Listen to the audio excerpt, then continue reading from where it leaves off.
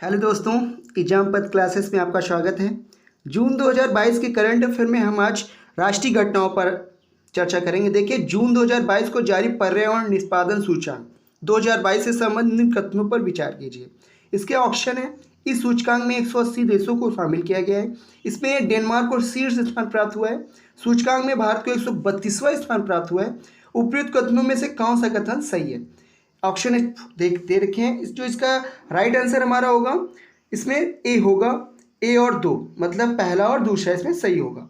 देखिए, इससे संबंधित कुछ तथ्य हैं। जून 2022 में पर्यावरण निष्पादन सूचकांक EPI इन्वायरमेंटल परफॉर्मेंस इंडेक्स जारी किया गया।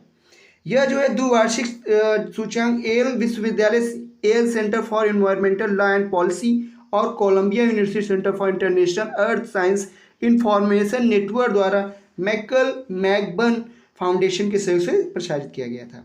देखिए, इसमें जो सूचकांक की बात करें तो 180 देशों को शामिल किया गया था। पर्यावरण सूचकांक संबंधित स्वास्थ्य और पारिस्थितिकी तंत्र के जीवन शक्ति संबंधित 11 श्रेणियों को 40 निष्पादक संकेतों के आधार पर तैयार किया गया था। इस सूचकांक में डेनमार्क को शीर्ष स्थान प्राप्त हुआ है। ठीक है, आगे देखते हैं। देखिए, यूनाइटेड किंगडम को दूसरा स्थान प्राप्त हुआ है, फिनलैंड को तीसरा, माल्टा को चौथा। भारत की बात करें तो भारत को सबसे निचला स्थान 180वां स्थान प्राप्त हुआ है। और देखिए 2022 की बात करें तो इस सूचकांक में भारत को 168वें स्थान पर रखा गया था। अब देखिए, हमारे कुछ पड़ोसी देश हैं, जैसे म्यांमार 179वें स्थान पर, वियतनाम जो है 178, बांग्लादेश 177, पाकिस्तान 176 देश। और भारत के कुछ और पड़ोसी देश के ऊपर चर्चा करते हैं। भूटान जो है 50वें स्थान पर, श्रीलंका 132, नेपाल जो है 165वें स्थान पर रहा है। नेक्स्ट देखते हैं। रामगढ़ गिरधारी अभ्यारण्य की बात करें, जो रामगढ़ अभ्यारण्य जो था, रामगढ़ गिरधारी अभ्यारण्य राजस्थान की बात करें तो राजस्थान ये चौथा अभ्यारण्य है, टाइगर रिजर्व है। जो भारत की बात करें तो भारत में देश के जो है 52वां टाइगर रिजर्व है ये। और देखिए, केंद्रीय वन पर्यावरण मंत्रालय द्वारा वन्य जीव संरक्षण अधिनियम 1972 के अधिनियम के संख्या 53 के तहत धारा 38F की शक्तियों का इसमें प्रयोग किया गया है। बात करते हैं आगे। देखिए, इंडिया ग्लोबल फोरम भाई 2022 के मध्य इंडिया ग्लोबल फोरम का वार्षिक शिखर सम्मेलन कहाँ आयोजित किया गया था? इसका जो ऑप्शन जो उत्तर होगा इसका बेंगलुरु में किया गया था, कर्नाटक। देखिए, इंडिया ग्लोबल फोरम के विषय में चर्चा करते हैं। कब? 7-8 मार्च 2022 को किया गया। इसमें स्टार्टअप और आधुनिक कंपनियों द्वारा किए गए विकास पर चर्चा हुई है। कहाँ? बेंगलुरु, कर्नाटक में किया गया इसका आयोजन। प्रधानमंत्री गरीब कल्याण अन्न योजना से संबंधित है। क्वेश्चन है, प्रधानमंत्री गरीब कल्याण अन्न योजना से संबंध में निम्नलिखित कथन पर विचार कीजिएगा। इस योजना की शुरुआत अप्रैल 2020 में आयोजित की गई थी। योजना को सितंबर 2022 तक विस्तार को मंजूरी प्रदान की गई। ऑप्शन है ए केवल 1, ऑप्शन बी में केवल 2, ऑप्शन सी में केवल 1 या 2, डी में ना तो 1 ना तो 2। जो इसका राइट आंसर होगा हमारा सी ऑप्शन। दोनों ये जो है ऑप्शन सही है।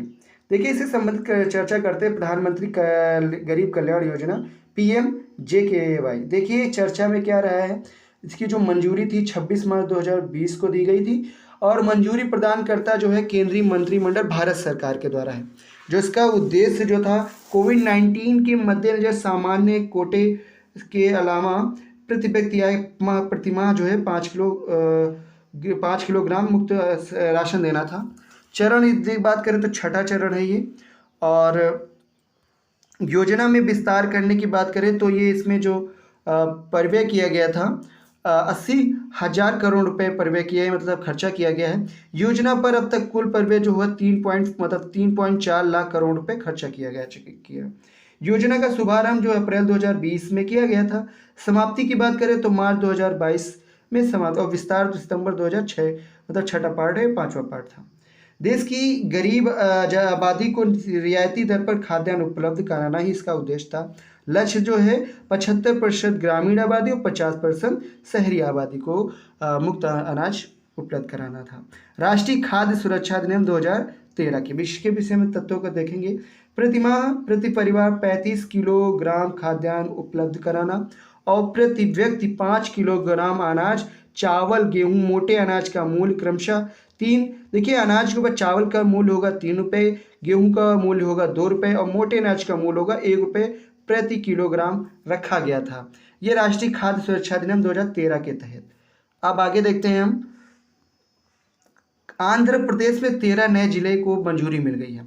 अप्रैल 2022 को आंध्र प्रदेश के मुख्यमंत्री YN जगन मोहन रेड्डी ने राज्य के 13 नए जिलों का उद्घाटन किया है। इन 13 नए जिलों के साथ अब राज्य में कुल जिलों की संख्या कितनी पहुंच गई है? इसके ऑप्शन में आपके ए में है 22, 25, 26 और 28 का जो राइट आंसर होगा 26। देखिए हम बात करते हैं 13 जिले कौन कौन बने हैं आंध्र प्रदेश के जो नए अभी गठित हुए हाल ही में। देखिए पहला जो होगा पार्वतीपुरम, मान्यम, NTR और काकीनाडा, श्री बालाजी, श्री सत्य साई और नंदयाल, बापटला, पालनाडु, एलुरु, कोनसीमा, अल्लूरी सीताराम राजू, अन्नामय्या और आनाकापल्ली। देखिए ये 13 जिले जो हैं आंध्र प्रदेश में हाल ही में नए गठित हुए हैं। आगे बात करते हैं, देखते हैं। उत्तर प्रदेश के नवगठित मंत्रिमंडल विभागों का आवंटन किया गया है।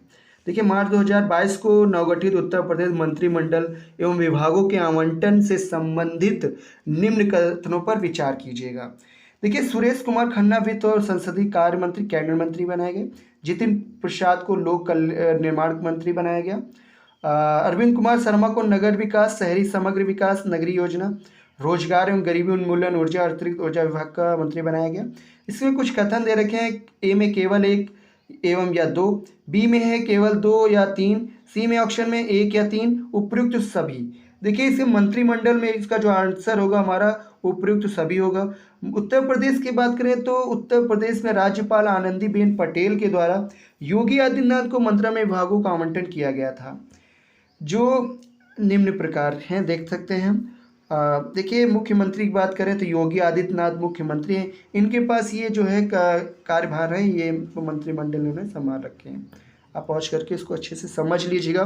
देखिए केशव प्रसाद मौर्य जो बने उप मुख्यमंत्री बने हैं और इनके पास मंत्रालय का ग्रामीण विकास, समग्र ग्राम विकास और ग्रामीण अभियंत्रण, खाद्य प्रशासन, ये देख लीजिएगा। उसके बाद बात करते हैं ब्रजेश पाठक को उप मुख्यमंत्री बनाया गया है। उप मुख्यमंत्री की बात करें तो केशव प्रसाद मौर्य और ब्रजेश पाठक हैं। ब्रजेश पाठक को चिकित्सा शिक्षा, चिकित्सा स्वास्थ्य, परिवार कल्याण, मातृ शिशु कल्याण में दिया गया है। इसमें कुछ और पोर्टफोलियो कार्य विभाग देंगे, इसको आप देख लीजिएगा। नेक्स्ट देखते हैं। उड़ीसा में पहले नदी जेटी का उद्घाटन कर दिया गया है। अप्रैल 2022 को हाल ही में अप्रैल 2022 को केंद्रीय मंत्री सर्बानंद सोनोवाल ने नदी तट पर निर्मित उड़ीसा के पहले रिवर टाइन जेटी का उद्घाटन किया है। इससे संबंधित जो है वर्तमान में इस जेटी में कितने डेडवेट टनेज तक के जहाज ठहर सकते हैं? देखिए ऑप्शन है ए में 1500, 1900, 2200, 2400। जिसका राइट आंसर होगा हमारा सी 2200। इससे संबंधित कुछ तथ्य हैं, देखते हैं।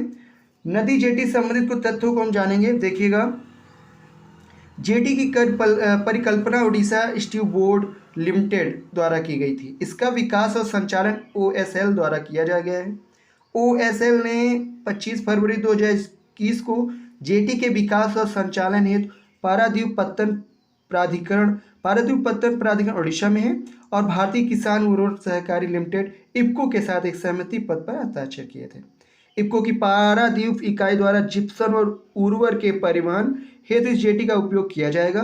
वर्तमान में जेटी में 2200 डेडवेट टनेज तक के जहाज ठहर सकते हैं। देखिए पहली भारत गौरव पर्यटक ट्रेन का परिचालन किया गया है। जून 2022 से भारतीय रेलवे खान पान और पर्यटन निगम द्वारा पहली भारत गौरव पर्यटन ट्रेन परिचालित की गई है। प्रस्तावित 18 दिवसीय यात्रा का पहला ठहराव किस स्थान पर होगा? ऑप्शन है अयोध्या, बक्सर, सीतामढ़ी और वाराणसी। इसका जो राइट आंसर होगा हमारा अयोध्या। देखिए मई 2022 में भारतीय रेलवे खान पान पर्यटन निगम ने अपनी पहली भारत गौरव पर्यटन ट्रेन को 21 जून 2022 को परिचालित करने के संबंध में जानकारी दी। इसमें यात्रा करने वाले जनकपुर, नेपाल भी जा सकेंगे। पहली भारत गौरव पर्यटन ट्रेन के बारे में हम थोड़ा चर्चा करेंगे। देखिए स्वदेश दर्शन योजना के तहत चिन्हित रामायण सर्किट पर परिचालन करेगी ट्रेन। रामायण सर्किट में जनकपुर, नेपाल स्थित राम जानकी मंदिर सहित भगवान श्री राम से जुड़े प्रमुख स्थान शामिल हैं। प्रस्तावित 18 दिवसीय यात्रा का पहला ठहराव अयोध्या में होगा। ट्रेन का ठहराव अयोध्या के बाद बक्सर, सीतामढ़ी में। सीतामढ़ी से यात्री सड़क मार्ग से जनकपुर जाएंगे। सीतामढ़ी के बाद ट्रेन वाराणसी जाएगी। इसके अलावा यह ट्रेन नासिक, किष्किंधा, हम्पी और रामेश्वर आदि स्थानों पर जाएगी। ट्रेन 8,000 किलोमीटर की दूरी तय करने के बाद 18वें दिन दिल्ली वापस आ जाएगी। बात करते हैं नेक्स्ट पॉइंट पे, देखते हैं नागरिक पंजीकरण प्रणाली रिपोर्ट। हाल ही में 2022 केंद्र सरकार द्वारा जन्म मृत्यु की रिपोर्ट के आधार पर जारी नागरिक पंजीकरण प्रणाली रिपोर्ट 2020 के संबंध में विकल्प का संबंधित कौन सही नहीं है। रिपोर्ट में आपको ऑप्शन है, रिपोर्ट के अनुसार 2020 में 2.42 करोड़ जन पंजीकृत किए गए। और देखिए वर्ष 2020 में जन्म दर में लगभग 2.40% की कमी दर्ज की गई। Option C. 2020 में पंजीकृत मृत्यु के मामलों की संख्या 81.20 लाख थी। डी ऑप्शन में देखिए 2020 में पंजीकृत मृत्यु के मामलों की संख्या में 6.2% की कमी गई। इसका जो राइट आंसर है हमारा डी। देखिए कुछ इस संबंधित कुछ तथ्य हैं, नागरिक पंजीकरण प्रणाली रिपोर्ट 2020 से संबंधित कुछ तथ्य को देख लेंगे हम। देखिए रिपोर्ट के अनुसार वर्ष 2020 में 2.42 करोड़ जन पंजीकृत हुए हैं और इसको आप देख लीजिएगा। आगे बात करते हैं नेक्स्ट क्वेश्चन की तरफ बढ़ते हैं। भारत का पहला ग्रीनफील्ड अनाज आधारित एथेनॉल संयंत्र, देश का पहला ग्रीनफील्ड अनाज आधारित एथेनॉल संयंत्र बिहार के किस जिले में स्थापित किया गया। ऑप्शन है कटिहार, अररिया, पूर्णिया और किशनगंज। ऑप्शन का राइट आंसर हो पूर्णिया। इससे संबंधित कुछ हैं, 20 अप्रैल 2022 को बिहार के मुख्यमंत्री नीतीश कुमार ने पूर्णिया में निर्मित देश के पहले ग्रीनफील्ड अनाज आधारित एथेनॉल संयंत्र का अनावरण किया। देखिए इस एथेनॉल से संबंधित कुछ पॉइंटों को देख लेते हैं हम। 105 करोड़ रुपए की लागत वाली राशि ईस्टर्न इंडिया बायोफ्यूल लिमिटेड द्वारा संयंत्र की स्थापना की गई और यह संयंत्र पूर्णिया शहर के लगभग 12 किलोमीटर दूर गणेशपुर परेरा में 15 एकड़ क्षेत्र में विस्तारित है। इस संयंत्र की प्रतिदिन 65,000 लीटर एथेनॉल का उत्पादन करने की क्षमता है। 2021 में एथेनॉल नीति बनने के बाद भारत में निर्मित पहला संयंत्र है। ये इंपॉर्टेंट हो जाता है क्योंकि ये भारत का निर्मित जो है पहला संयंत्र हो जाएगा। ठीक है, ओके। देखिएगा परिसीमन आयोग द्वारा जम्मू कश्मीर के लिए परिसीमन आयोग को आदेश को अंतिम रूप दे दिया गया है। मई 2022 को परिसीमन आयोग द्वारा जम्मू कश्मीर के लिए परिसीमन आयोग को अंतिम रूप दे दिया गया है। देखिए ऑप्शन है इसके, परिसीमन आयोग का गठन भारत सरकार द्वारा परिसीमन अधिनियम 2002 के तहत केंद्र शासित प्रदेश जम्मू और कश्मीर में विधानसभा और संसदीय निर्वाचन क्षेत्रों के परिसीमन के उद्देश्य से किया गया था। ऑप्शन 2 में देखते हैं, उच्चतम न्यायालय की पूर्व न्यायाधीश न्यायमूर्ति रंजना प्रकाश देसाई इस योजना के अध्यक्ष रही हैं। ऑप्शन सी में देखते हैं, आयोग ने कश्मीरी प्रवासियों और पीओजेके से संबंधित विस्थापित व्यक्तियों के लिए विधानसभा में अतिरिक्त सीटों की सिफारिश की है। देखिए इसमें इन ऑप्शन में कौन सही है, केवल 1 या 2, बी में केवल 1 या 2 या 1 या केवल सी में ऑप्शन 1 या 2, डी में उपयुक्त सभी। देखिए इसका ऑप्शन है डी, उपयुक्त सभी ऑप्शन सही हैं। परिसीमन आयोग भी देखिएगा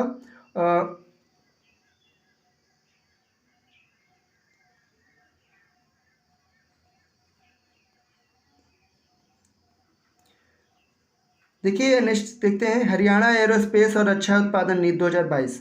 हरियाणा एरोस्पेस और रक्षा उत्पादन नीति 2022 के संबंध विकल्प पर सही तथ्य पहचानिए। सही तथ्य सही नहीं है, इसमें कुछ 4 ऑप्शन दे रखे हैं। 6 मई 2022 को हरियाणा मंत्रिमंडल नीति को मंजूरी प्रदान कर दी है। इस नीति का उद्देश्य आगामी 5 वर्षों में $1 बिलियन अमेरिकी डॉलर का निवेश आकर्षित करना है तथा लगभग 25,000 लोगों के लिए रोजगार का अवसर सृजित करना है।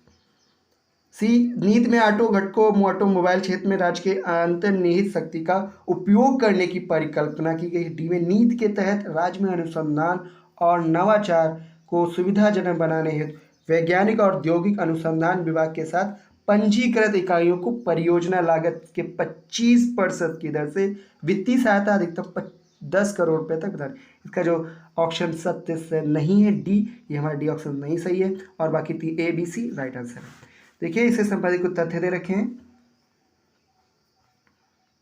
देखिए नीति जो है नीति के तहत वित्तीय प्रोत्साहन जो दी गई है।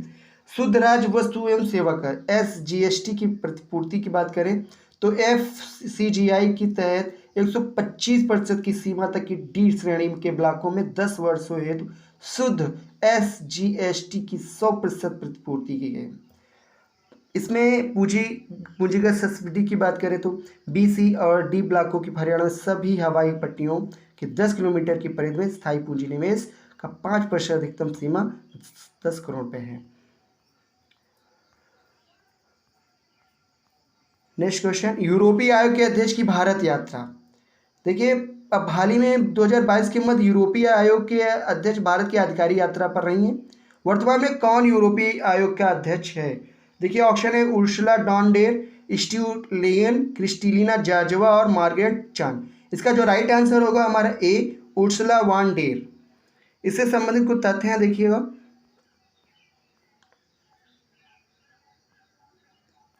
नेक्स्ट देखते हैं, मॉरिशस के प्रधानमंत्री भारत यात्रा। हाल ही में भारत पर यात्रा पर रहे हैं मॉरिशस के प्रधानमंत्री। इसमें कुछ कथन दे रखे हैं। 17 से 24 अप्रैल 2022 के मध्य मॉरिशस के प्रधानमंत्री प्रविंद कुमार जगन्नाथ भारत की यात्रा पर रहे। इस यात्रा के दौरान उन्होंने जामनगर गुजरात में WHO global centre for indigenous medicine के शिलान्यास समारोह में भाग लिया। इस दौरान उन्होंने वाराणसी का भी दौरा किया। उपयुक्त कथनों में सही कथन कौन सा है? इसका जो राइट आंसर होगा हमारा डी, उपयुक्त सभी कथन सही हैं। देखिए, मॉरिशस के प्रधानमंत्री प्रविंद कुमार जगन्नाथ भारत की यात्रा पे रहे हैं और इस पे कुछ पॉइंट हैं, महत्वपूर्ण तथ्य हैं, देख लीजिएगा। देखिए, नेक्स्ट क्वेश्चन में रायसीना डायलॉग 2012 से निम्न कथनों पर विचार कीजिए।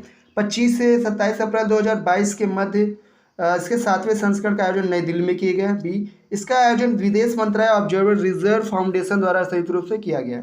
यह वर्ष 2016 से प्रतिवर्ष आयोजित किया जा रहा है। इसे इन कथनों में कौन सा ऑप्शन सही है?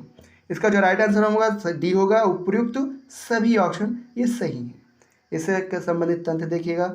देखिए, रायसीना डायलॉग के 7वें संस्करण का आयोजन नई दिल्ली में किया गया। इसका जो मुख्य विषय था आपका टेरा नोवा, इम्पैशेंट एंड इम्प्रेल्ड। देखिए, यह जो है भू राजनीति और भू अर्थशास्त्र पर भारत का प्रमुख सम्मेलन है जो वर्ष 2016 से प्रतिवर्ष आयोजित किया जा रहा है। यह ऑब्जर्वर रिजर्व फाउंडेशन OFR के सहयोग से विदेश मंत्रालय द्वारा आयोजित किया जाता है। एक पॉइंट ये भी है, इसका जो उद्घाटन किया था प्रधानमंत्री नरेंद्र मोदी ने किया था।